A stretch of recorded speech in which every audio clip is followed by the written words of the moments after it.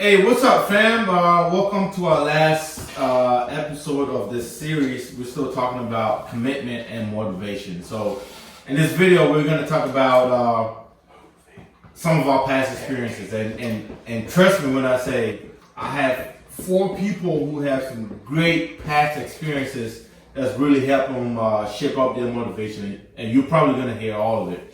And we're hoping to cramp all of that stories into how much time we got in this video, but stay tuned. But make sure you like, share, subscribe to our YouTube channel so we can bring you more. For me, for growing up in Houston, in my personal aspect, I bounced around from house to house.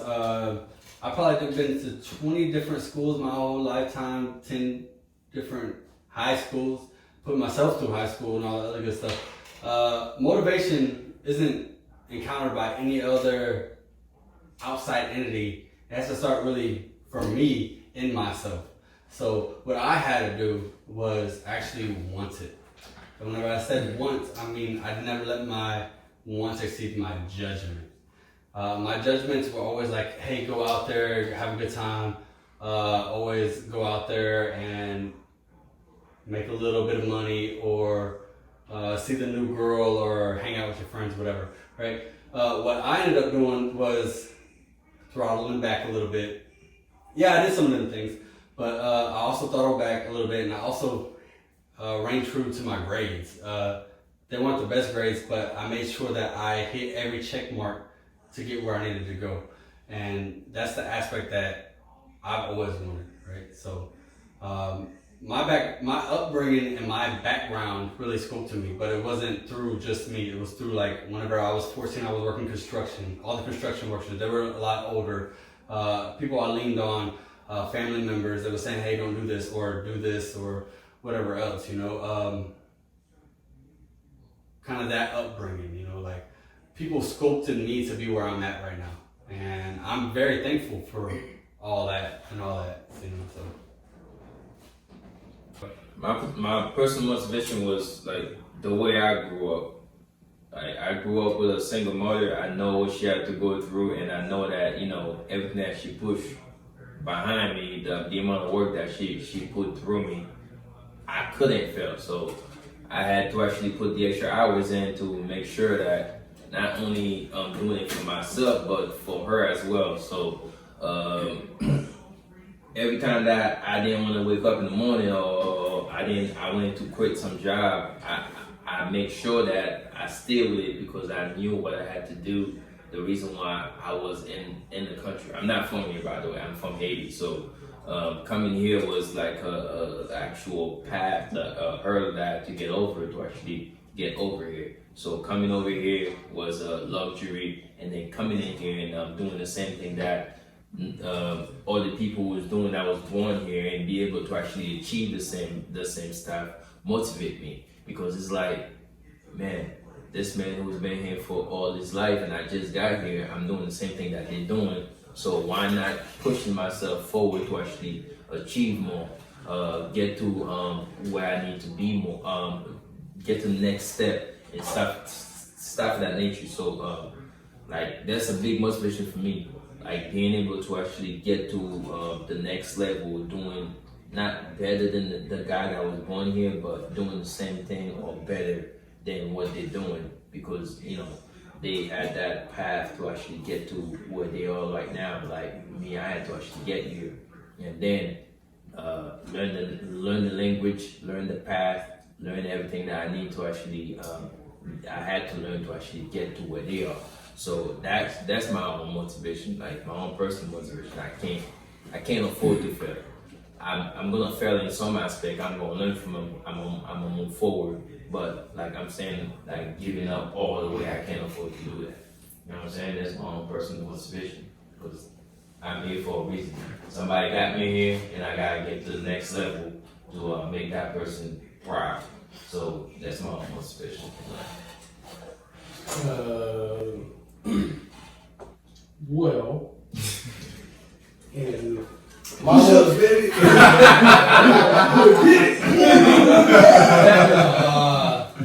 this is my motivation. Like, my upbringing was, like, my parents was divorced. and I lived with my granny, and it was like typical, like Chicago or like South Side story. I lived with my granny, my brother lived with my granny, my mom lived there, my aunt lived there, my cousin lived there, my other two cousins lived there, another aunt lived there, some more cousins lived there, my uncle lived there. So it's a house full of people. Growing up in neighborhoods where it was just a bunch of gang banging. I didn't even realize it when I was little, but a bunch of gang banging. My other grandma lived literally like a mile away. You could, within 20 minutes, you can walk to her house, and going over there, it was crazy because it was just worse. It was only a mile away. My cousins deep in the gang banging, family members, substance abusers, crackheads, heroin addicts, alcoholics. So I didn't have a lot of good examples growing up, period, like close to home. My dad, he would talk to me like a lot. And he would drop these gems on me, and as a child, I never knew that they were gems. I was just like, man, this dude be talking a lot. And then as I got older, I kind of got absorbed by that lifestyle. So I got into it by the time I was a sophomore. School was like, why am I even here? Why am I even going here? I almost dropped out of high school. I was literally, my mom, the only reason I didn't, because my mom put me in a home where these people constantly had tabs on me. When I transferred, my GPA was like 0 point something. I was not going to school. When I was going there, I was gangbanging. I was doing every negative thing under the sun. That I was a statistic, basically. I was a stereotype. I always had the capacity, though, to be a leader. I was always charismatic. People always follow me. And then, like, I joined the Navy because I felt like I knew I couldn't control myself. And I knew I didn't want to continue going down that path because of the capacity I had to be a leader and my drive and ambition. It was either do something that's going to get me somewhere positive or go down this road, because I know myself. If I'm all in, I'm all in. Like, I'm playing the game how it's supposed to be played, and I didn't want to do that. So I didn't want to disappoint my mom, because that was a big thing for me. I joined the Navy, and once I got that self-control and self-discipline, I met this dude in my first command. His name was Bo. I'll never forget this dude. Bo from Philly. He was a retired first class. He was a tech rep for Boeing. So an old black dude. And he gave like so much care toward me. It's like the moment I checked in, he took me under his wing. Is he in a tech rep? Yeah, he was a tech rep. He took me under his wing. I was at a rag squadron, so we had a lot of tech reps here. And he would always, Peanut, don't do this. Peanut, don't do that. I would come in bad, like under the weather, and he'd be like, that's trash. You trash, don't do that. I would use foul language around that dude, and he'd be like, don't do that. You better than that. He taught me something that I'll never forget, never settle. I'll take that with me for life. And so my motivation comes from examples. So my dad was an example. Like I said, he always instilled all this stuff in me, even though I didn't understand when I was younger. A lot of quotes that he told me and just the way that he lived. Some people who are, you can call it what you want to call it. I'm going to say they're weak. Some weak people will call me arrogant. They say I'm arrogant. Makes it tender, right? Never settle. Yeah. They never call me arrogant. Oh, you arrogant. I ain't arrogant, I'm confident. My daddy taught me how to be confident. Yep. My daddy told me, hey, if you hear dominant. That's it. If you show up to play. Period. Don't come here, don't do anything if you're not going to give it your all. And he the one that put in me like, bro, don't ever worry about being the best. Just be your best. Do the best that you can do. If you can do that, you ain't got to worry about nothing else. So I mixed that with meeting the bold dude and never settling. And I came up with the point of, it's like I had all these good examples who cared about me.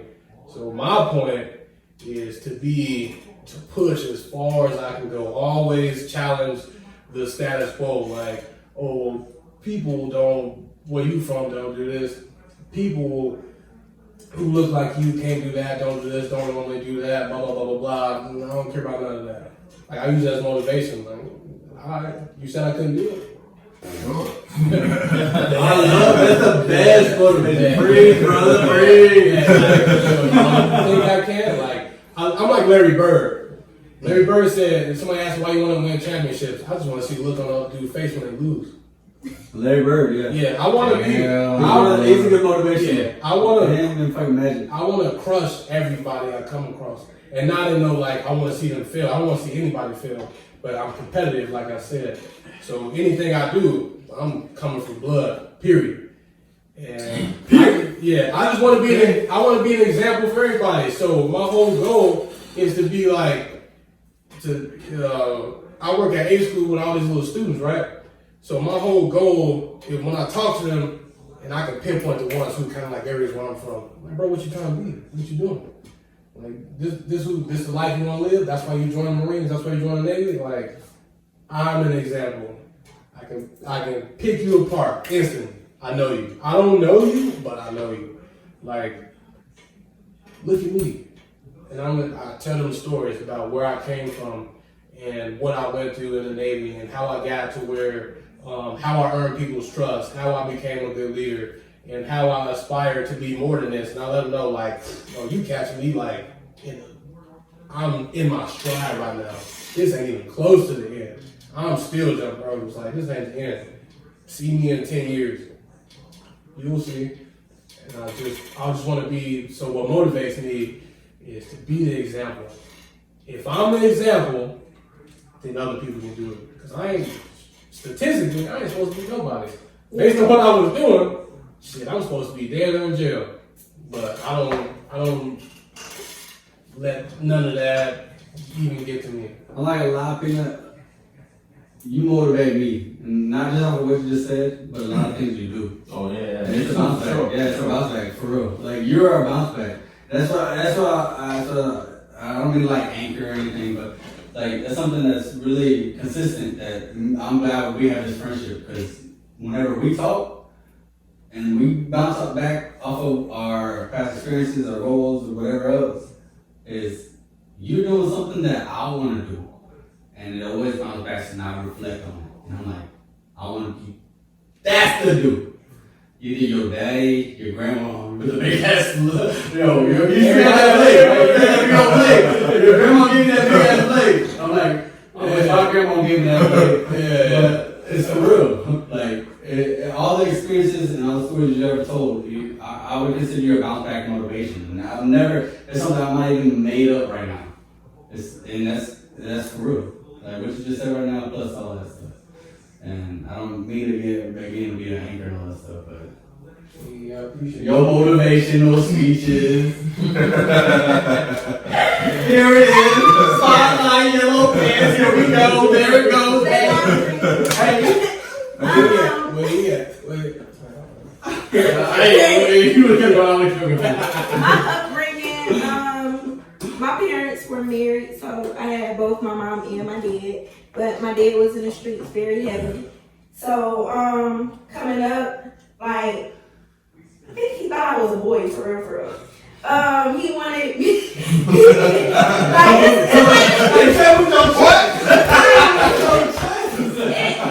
I look back at it now, like, sometimes it's a curse, and then sometimes, well, more than sometimes it's a blessing. But growing up, he wanted us to know everything, so we wouldn't have to depend on nobody, whether it be from a female version or a dude version. So that's how I grew up. Just like I had a semi drill sergeant, but he was a street drill sergeant, so it was like really weird. A lot of people don't know, like the end of my freshman year, a lot of stuff happened, and I basically been on my own since the end of freshman year. So my drive was to like beat statistics. So everything I I can't go to jail. I can't get locked up. A lot of people that know me, I used to fight a lot. I was like this wild, angry child. You had that. I'll be sure that's fine. Yeah, like, if you look at me, we were fighting. Like, we were talking about life. And then, like, it was like I was on my own, but my little brother had still stayed with my family or whatever. But it was that gap. We was in high school and we was in the same school because they had merged middle school and high schools. And my baby brother, I just looked at him like he was my son because my mom was always at work. My daddy was always like dropping us off, or like we was just like basically raising ourselves in a sense. So it was like I don't want him to get in trouble. So I was fighting dudes, I was fighting females. I was with it. And so everything just growing up, it was just I gotta be statistics.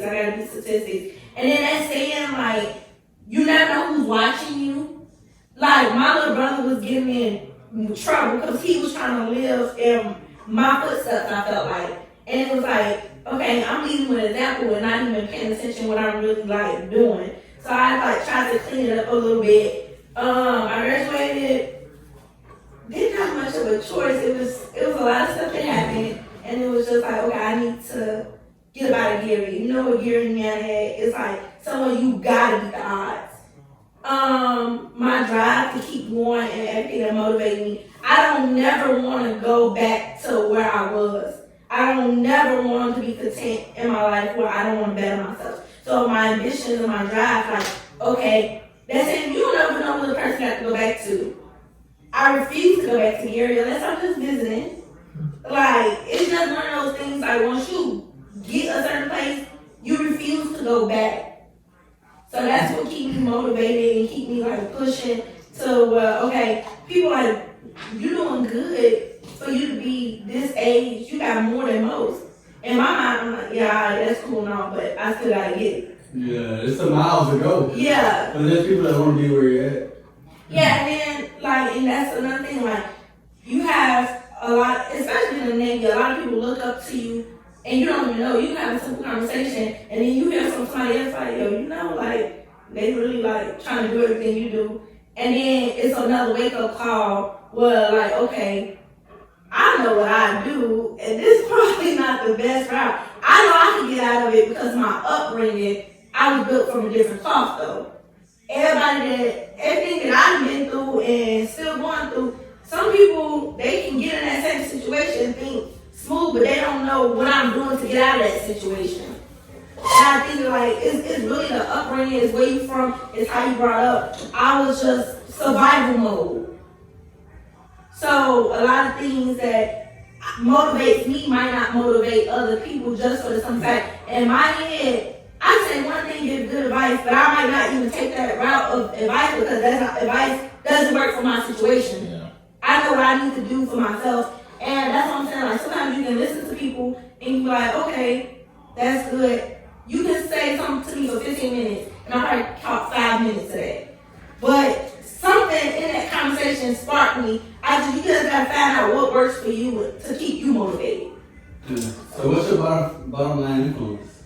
My bottom line influence, meaning like a person or No, like you. Like what is like what gets you out of that? What's money. you? What's you besides Money. you? The money. Money. R&B stuff. All right. like I feel like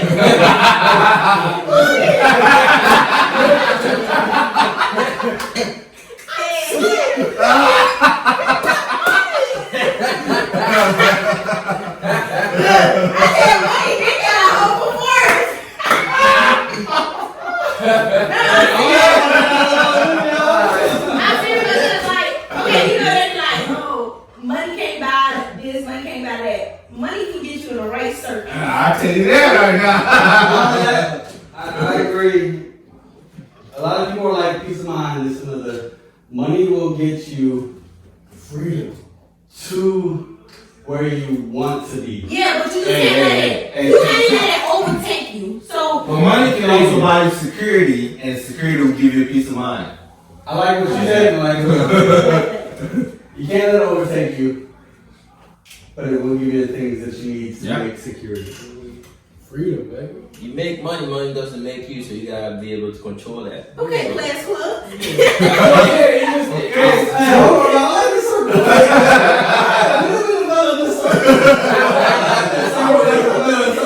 I would have a boat, right? I want to have a boat. One of my goals is to have my own like private plane. On a boat. Well, so I can just go wherever I want, whenever I want. I want to have a house big enough for whatever I want, and then on the side of that house, I want to have like a big ass garage with a second floor. So like my man cave is just basically a separate house. I do what I want. It's the shop. I want acres of land so I can go shooting on my land. I think it's like But I need money for all that. I think they're like sub goals, so right? Like you get your main goal, and then they all branch off of that. Yeah, yeah. Right? Because you're gonna get there. That's what you want. I feel like everything revolves around money, no matter what you think about it. Like, okay, if you get married, You need to find some love. Alright,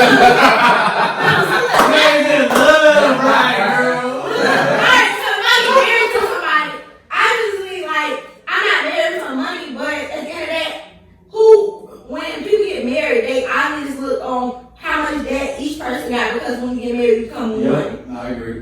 Then you get married, and people say that money do not create marriage, but you don't want to get married, and then all your problems is about arguing about money. You don't Yeah, that's a bomb. But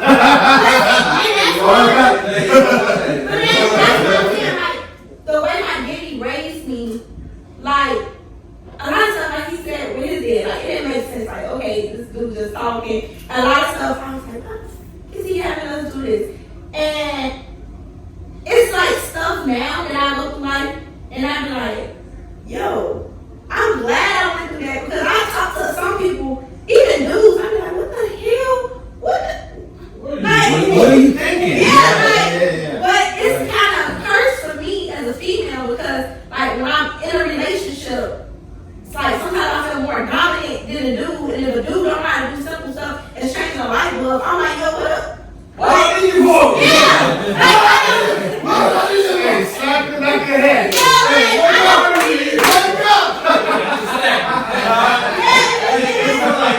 Kick out, right? okay, I don't need you, but I want you. But at the same time, I just can't be with you the whole time. And then my mind was just like, my hell, why is he around? Because I'm gonna lose, and I'm gonna keep trying to find. But at the same time, I don't want to settle. But then some days I'm like, damn, is my bar that high? Like, Hey, your highest, that's highest. Don't let Right, and then your that's highest, like- the highest. I'm still young. So I'm like, I'm not gonna settle. But at the same time, everybody raised differently. Yeah. And it's like, okay, do I want to build a bear dude? Like, I gotta literally teach you what your parents should have taught you. No. But I'm like, hell nah. Like, we got 50 states. How many countries? Somebody in this one. Somebody help me. Like, and that's why, like, even when I don't leave, like, Patience. I don't go home. Yeah. I go other places. I venture out. I talk to people, meet people. Like, I think, yes, people settle for less and they content in life. I think that's the main problem. You gotta have motivation to want more. If you don't want more, you just gonna be I SOL. think a key to like what you just said, how you young but you still ain't like married because you don't want to settle and whatever. And that ties into achieving goals because that's patience. To me, and I tell my kids this all the time. So, two things that's gonna get you where you want to be is self-control and patience. Yep. And patience is probably the biggest one. It's like, bro, you chill. Especially in the military. Yeah, like, where you going? Where you going? Why you running? I need to go here. But for what? My dad used to tell me that all the time, but he would tell me that, like, I don't know why he telling me that. And now that I'm older, now I'm telling my son that, bro, chill. Where you going? Why you going so fast? For what? Right? So that's good that you got patience because there's people out here, I'm in love. And then they get married, and then 2 years later, they get divorced, and it's just like, nowhere. When I first got in the military, I got in the military, and I was with this dude, and again, like I'm like the first in the military, so everybody around me my age, but everybody married. I get to question myself, like, hell, I you don't want him. Yeah, else like that, right? Yeah, old school mentality. All I see is marriage, and then I'm not gonna say my value of marriage lessened when I got in the military, but it did kind of lower. Cause here I am, I'm like, okay, my daddy and mom been through some things, and they've been married for a long time. They still married, but then That's what made marriage last. yeah, but you get in the military, and then you figure out like, okay, marriage is a joke to everybody almost. Yeah. Very seldom do you find real marriages. So at that point, like, had I not like known people personally, I was just not like, yo, what is wrong? Yeah, I'm just gonna find somebody real quick to get married. And then I'm glad I didn't fall into one of those statistics, because then you hearing about stories, it costs more and it's a more headache to get out the marriage. Yeah, it is. Yeah, just say I'm married. Yeah. Like, it ain't worth it. So then when you listen to the experiences, and then everybody got their own shares of like why they stay together, why they getting a divorce or whatever. And I just sit back and I like listen and learn, because it's like, okay, when my time do come, those experiences can help You want me. to make sure you don't want to make the wrong move. Yeah. Yeah. Wise man words from everybody. Yeah. And I tell you what though, there's so much, and I haven't even said anything. There's just so much just in this video that we gotta take a look at and listen. And maybe one day we'll probably talk to, you know, these all of these great minds individually and kind of share their story. But you know, we hope you actually picking something. So to wrap it up, I think you're definitely gonna encounter those situations where you're gonna have to get that slap in the back of the head, like, okay, what are you doing? Do you really want this, right?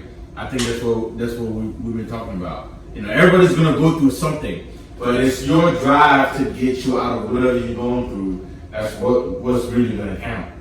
Is that safe to say? Yeah. Yeah. Go for it. Just Yeah. take the leap. Dive in. You Jump out the airplane. are a great mind. The world wants everybody to believe that, like, well, somebody else that I see is a great mind. You're a great mind. Everybody's a great mind. There you go. But that's a whole lot to unpack from just this video. And please make sure you go ahead and you like, comment, share, subscribe to this YouTube page, and you get all the notifications you want from our next video. But we thank you for sticking around and listening to us, and we're definitely gonna bring you more. Cause I'm definitely gonna go back to all of them and kind of talk about it. So we'll definitely bring it out to you. But thank you for sticking around, like I said, and we appreciate you. We'll see you around next time. Hey, take it easy.